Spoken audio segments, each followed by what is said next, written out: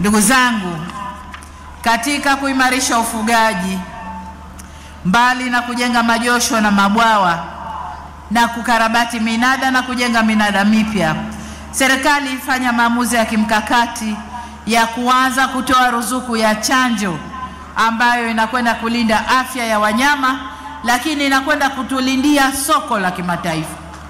Tanzania tulipata soko la kimataifa, tukashindwa kupeleka nyama.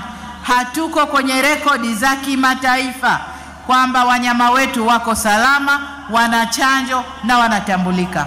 Kwa hiyo tumeanzisha mradi huu wa chanjo kwa ajili ya kulinda afya za wanyama wetu, lakini mataifa, dunia ititambue na tuweze kutumia soko tulilolipata kwa kiasi kikubwa.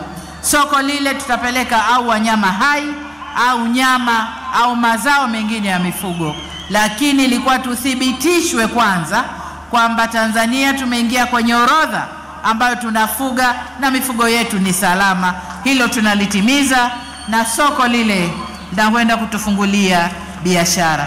Ahadi yetu ni kuendelea kusimamia ufugaji wetu Tanzania na kufungua zaidi fursa ili wafugaji wapate fursa na masoko kule nje.